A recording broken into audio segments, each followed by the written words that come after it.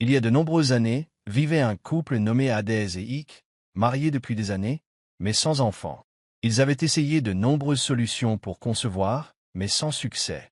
Ils avaient également tenté plusieurs FIV, qui avaient également échoué. Hadès était si bouleversée et en colère qu'un jour, elle s'agenouilla dans la pièce, se lamentant et priant Dieu. « Seigneur, je t'en prie, j'ai vraiment besoin d'un enfant. Si tu fais cela pour moi, je te servirai toute ma vie. En fait, n'importe quel enfant, donnez-le-moi. Je le recueillerai de tout mon cœur. » Après des mois d'efforts constants, Hadès a finalement donné naissance à un garçon. Hadès et Ik, son mari, étaient très heureux et remplis de joie. Hadès regardait son bébé dans son berceau en lui disant « Tu vois, YE, je vais te gâter. Tu ne soulèveras pas une épingle. Je veillerai à vous fournir tout ce que vous désirez avant même que vous n'agissiez. » Les années passèrent et Onyeka, leur fils, était devenu adulte. Il était la prunelle des yeux de ses parents. Il avait grandi dans une famille où tous ses besoins étaient satisfaits et où il n'avait jamais besoin de lever le petit doigt.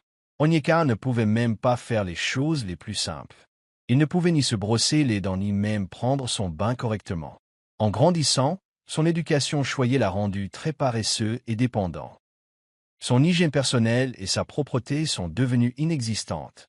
Il pouvait passer des jours sans se brosser les dents ni même ranger sa chambre. Mais ses parents ne s'en sont jamais souciés, car ils avaient plusieurs domestiques qui s'occupaient des tâches ménagères. Ils n'attendaient pas de lui qu'il prenne soin de lui-même, alors il n'a jamais appris à le faire. Quelques années plus tard, Onyeka était un homme adulte d'une trentaine d'années qui travaillait dans une compagnie pétrolière. Il quitta la maison de ses parents et loua son propre appartement. Alors qu'il s'apprêtait à partir, sa mère, Daisy, n'était pas ravie et lui dit « Onyeka, tu dois vraiment partir? Tu peux rester avec nous, hein? Il y a assez de place ici, d'accord? Si tu pars maintenant, qui s'occupera de toi? Qui te préparera à manger et gardera ta maison en ordre? » Onyeka sourit à sa mère et lui dit « Maman, je peux prendre soin de moi. Je suis un adulte maintenant. Je peux toujours engager un cuisinier ou une femme de ménage pour ranger ma maison, d'accord?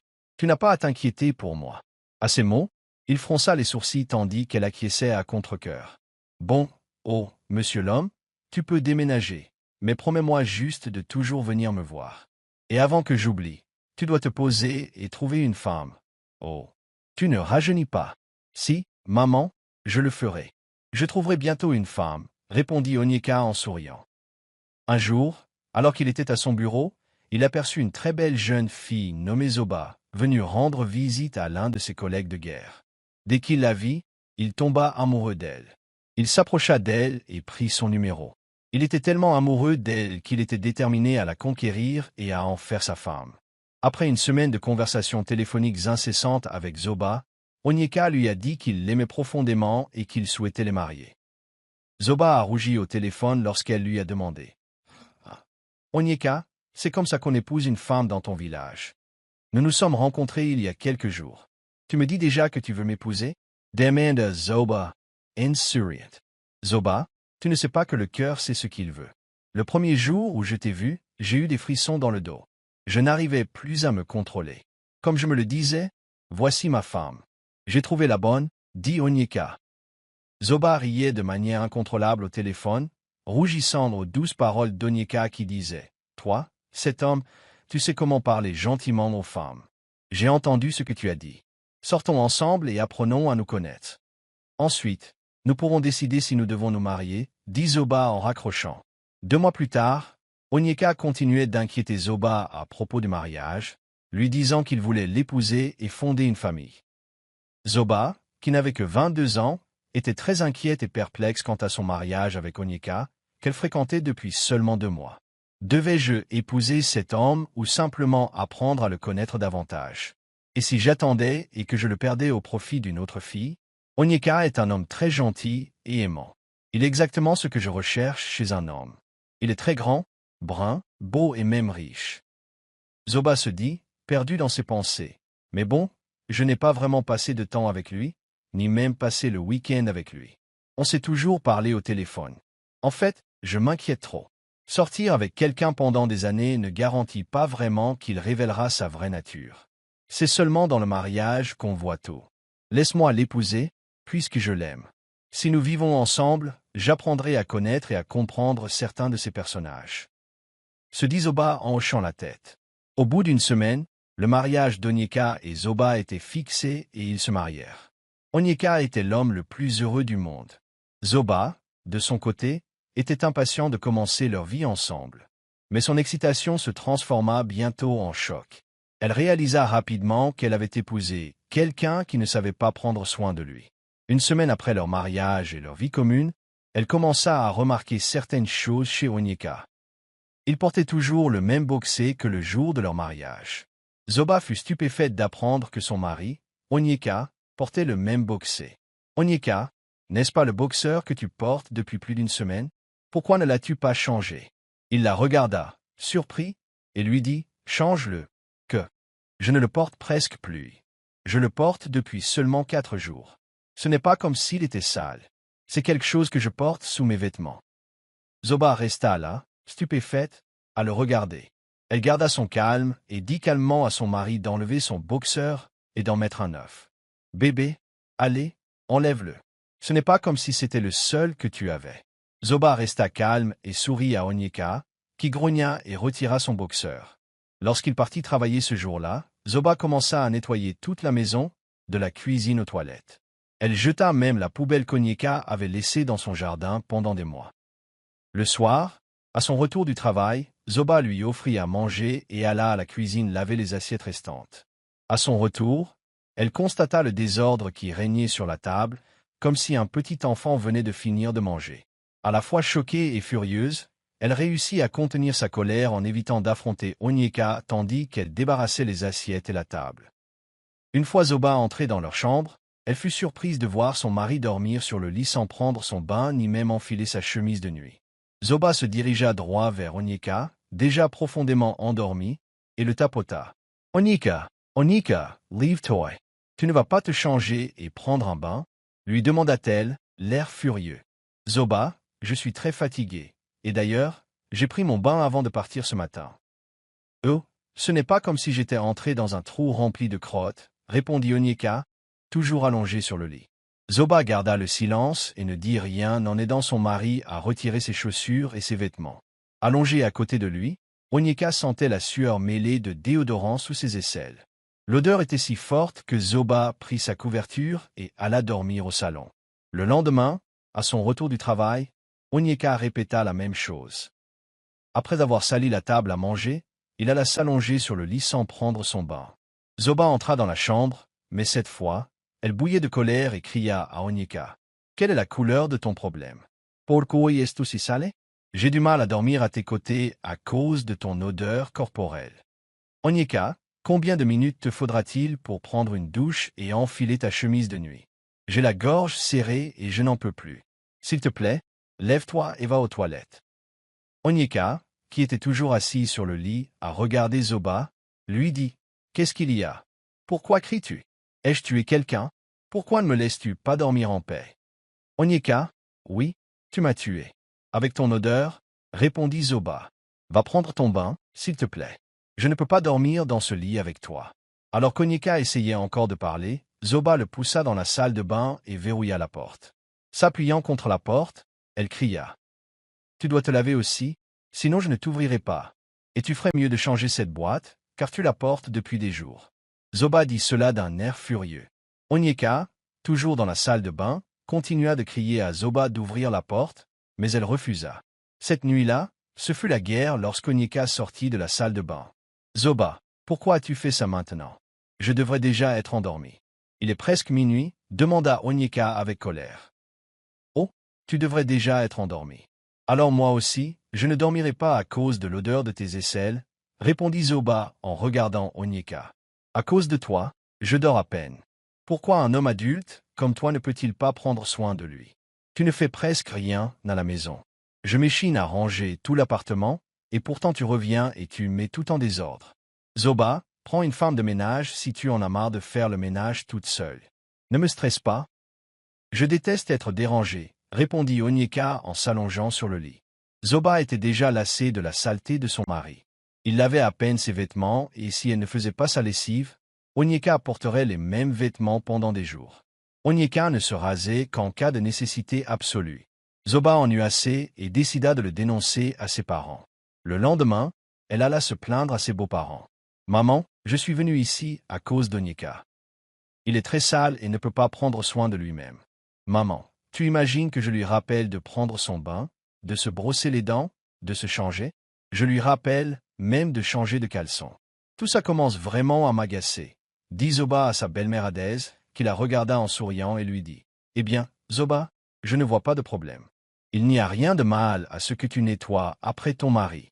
Après tout, tu es sa femme. C'est ton devoir de prendre soin de lui. Je faisais tout ça pour lui avant votre mariage. Ne t'inquiète pas, mon fils. Si tu ne peux pas faire ces tâches ménagères, fais appel à une aide ménagère. Elle s'en chargera pour toi.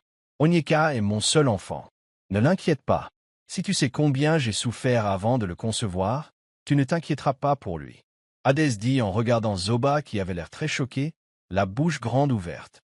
« Attends, maman, tu veux dire que je devrais aussi faire appel à une femme de ménage pour lui brosser les dents, le nettoyer et lui apprendre à manger comme un être humain et non comme un enfant? » demanda Zoba. « C'est ton affaire, oh. J'ai dit ce que je voulais. Occupe-toi de mon fils pour moi. Je peux t'aider à trouver une aide ménagère si tu veux, » répondit Adès.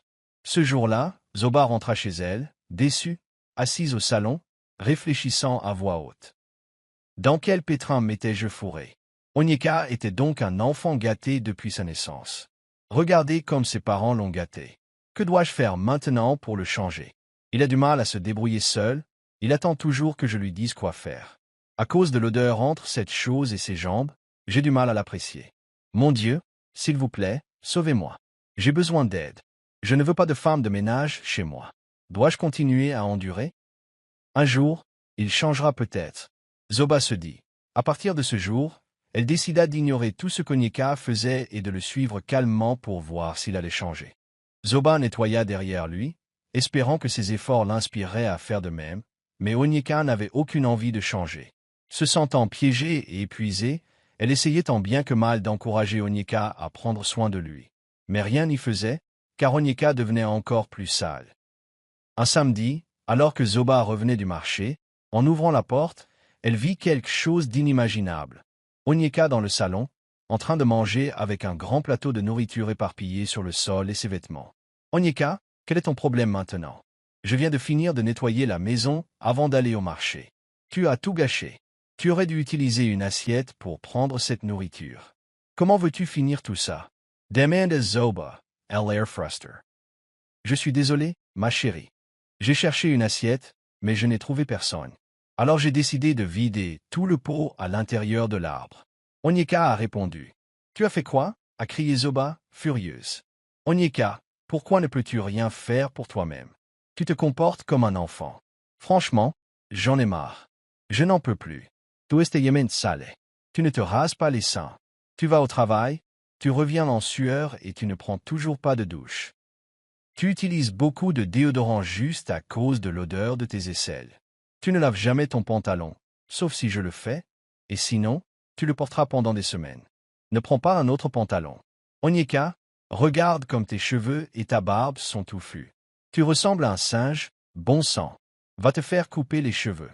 Honnêtement, je ne sais pas quoi faire. Foba pleurait en se lamentant. Onyeka se sentait mal en s'approchant de sa femme et en lui tenant les mains. Zoba rit. Je suis désolé. Bon, je te promets que je vais changer. Je ferai de mon mieux et je changerai. Tu sais que j'ai grandi entouré de domestiques qui faisaient tout pour moi, dit Onyeka. Tu es adulte maintenant. As-tu encore besoin de bonnes pour te laver à cet âge? Onyeka, tu as une mauvaise haleine parce que tu te brosses à peine les dents. Foba répondit en regardant Onyeka. Je m'excuse maintenant. À partir d'aujourd'hui, je te promets de changer, répondit Onyeka. Après quelques jours, Onyeka tint sa promesse de prendre soin de lui. Il resta propre quelques jours, mais redevint ensuite lui-même, incapable de continuer. Zoba était tellement fatiguée et exaspérée. Elle pensait déjà à quitter le mariage, mais elle se demandait, qu'est-ce que je vais bien pouvoir dire aux gens? Est-ce que je vais leur dire que j'ai quitté mon mariage parce que mon mari est sale et paresseux? Mais à bien y réfléchir, Onyeka est un mari très aimant et attentionné. Il prend soin de moi comme une princesse, mais le seul problème que j'ai avec lui, c'est qu'il est tout simplement trop sale. J'en ai marre de toutes ces bêtises. Le lendemain, Zoba rendit visite à sa très bonne amie pour se confier à elle. Onyeka la vit aussitôt. Elle était si heureuse qu'elle lui dit « Ça fait longtemps. Depuis ton mariage, personne ne t'a vu. Comment vas-tu maintenant » demanda Onyeka. « Je ne vais pas bien maintenant, » répondit Zoba. « Ma santé mentale est en jeu. Je vais devenir folle. » Zoba s'y calma. « Quel est le problème » demanda Onyeka. « Je ne sais même pas comment te le dire. Je veux quitter mon mariage. Ma santé mentale est en jeu. J'ai épousé un cochon. Mon mari est tellement sale qu'il peut passer des jours sans prendre de bain. Il a des odeurs corporelles. Honnêtement, je ne supporte plus ça. » Zoba a dit en pleurant. « Eh bien, waouh! Comment un homme adulte, comme lui peut-il ne pas prendre soin de lui? J'aurais même voulu te conseiller d'acheter un parfum pour ton mari. Tu sais qu'on travaille dans la même compagnie pétrolière maintenant. Les gens ragots au bureau disent déjà qu'il a des odeurs corporelles, dit Onyeka. Shebi, tu l'as vu maintenant. Shebi, tu as vu. Cet homme me déshonore. Je ne peux même pas dire aux gens qu'il est mon mari. Je regrette de ne pas l'avoir fréquenté longtemps avant de l'épouser, a déclaré Zoba. Zoba, ce n'est pas toujours une question de relation durable. Le mariage est une université à part entière. On peut fréquenter quelqu'un pendant des années sans jamais trouver ses défauts. On ne le connaît que lorsqu'on vit sous le même toit. Le mariage est comme un cadeau. Tout ce que tu ouvres et vois, tu le prends comme ça. Pour être honnête, je ne pense pas que ce soit une raison suffisante pour que tu quittes Onyeka. Ce n'est pas comme s'il te maltraitait physiquement. Dit Neka en Rechardant Shoba. Moi, je suis fatigué. Je ne peux plus le supporter. Ma santé mentale est en train de s'effondrer, a déclaré Zoba en quittant la maison de Neka. Cette nuit-là, Onyeka a même fait le pire. Il est allé aux toilettes sans tirer la chasse d'eau. Il a laissé ses excréments sans tirer la chasse et a même renversé de l'eau sur le sol. Quand Zoba ouvrit les toilettes pour les utiliser, l'odeur était insupportable, car Zoba remarqua que son mari n'avait pas tiré la chasse d'eau. Onyeka, pourquoi maintenant? Pourquoi? Pourquoi vas-tu utiliser les toilettes sans tirer la chasse d'eau? Demanda Zoba. Oh mon Dieu, je suis tellement désolé. S'il vous plaît, aidez-moi à tirer la chasse d'eau. J'ai oublié. Onyeka répondit, toujours assis sur sa chaise, au lieu d'aller tirer la chasse d'eau. Zoba regarda son mari sans rien dire, lassé de se plaindre. Sa santé mentale était devenue trop affectée. Elle réalisa que rester mariée lui faisait plus de mal que de bien. Elle a pris la décision difficile de partir pour son bien-être. Zoba est entrée dans la pièce, a pris son téléphone et l'a appelé pour l'informer qu'elle demandait le divorce. « Maman, je demande le divorce. J'en ai assez d'Onyeka et je ne veux plus être mariée avec lui. » dit Zoba. « Ah, Zoba, qu'est-ce qui ne va pas? S'il te plaît, ne me dis pas que c'est à cause de la saleté de ton mari que tu te plains, » demanda sa mère. « Oui, maman, c'est à cause de ça. Je suis fatiguée. Je n'en peux plus, » répondit Zoba. « Tais-toi, idiote. Ton mariage dure depuis à peine 1 an et tu veux le quitter pour un simple souci.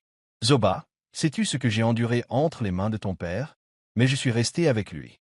Ton père me maltraitait physiquement, me frappait, mais je suis resté. Tu n'as aucun problème dans ton mariage. Si ton mari est sale, c'est ton devoir de le garder propre. Zoba, si tu quittes ton mariage, tu ferais mieux de ne pas revenir ici. » La mère de Zoba a répondu au téléphone. « Maman, tu ne comprends pas? Onyeka me maltraite emotionnellement. Ma santé mentale est en train de s'effondrer. »« Je n'en peux plus, » dit Zoba. « Que savez-vous de la santé mentale, hein? Vous, les enfants de cette génération. J'ai dit la mienne. Ne dis pas que je ne t'ai pas prévenu. Tu ferais mieux de rester là-bas avec Onyeka. »« N'importe quoi, » dit-elle en raccrochant. Zoba était tellement perdue. Elle n'avait jamais été aussi perdue de sa vie. Le lendemain, quand Onyeka est rentrée du travail, elle lui a annoncé qu'elle voulait divorcer. Onyeka s'est immédiatement agenouillée. J'ai commencé à la supplier de ne pas partir. « Zoba, s'il te plaît, ne pars pas. »« Ai-je fait quelque chose de mal? » demanda Onyeka. « Non, tu n'as rien fait. J'en ai juste assez de ce mariage. Ta saleté et ta paresse sont trop dures à supporter. Je pense qu'il vaut mieux que nous nous séparions. »« Je ne peux plus continuer comme ça, » répondit Zoba. « Zoba, s'il te plaît, ne me fais pas ça. Je ne peux pas vivre sans toi. Je ne me souviens pas d'avoir levé les mains sur toi ou de ne pas avoir répondu à tes besoins. Onyeka dit en pleurant. Onyeka, ce n'est pas une question d'amour ou d'attention. C'est une question d'attitude. Nous ne sommes pas compatibles du tout. Tu es mon opposé, dit Zoba, laissant Onyeka au salon tandis qu'elle faisait ses bagages et quittait le mariage. Zoba s'engagea sur la voie de la découverte de soi, apprenant à privilégier son bonheur et sa santé mentale. Les parents d'Onyeka, apprenant le divorce, n'ont pas hésité à l'encourager à prendre une autre épouse. Bonjour à tous, nous voici arrivés au bout de cette histoire incroyable. J'espère que vous l'avez appréciée et que vous en avez tiré des leçons. Si vous étiez Zoba, quitteriez-vous votre mariage simplement parce que votre mari est sale? Et pensez-vous que c'était une bonne décision pour Zoba de quitter son mari Onyeka au lieu de subir et d'ignorer sa saleté? Dites-le moi dans les commentaires.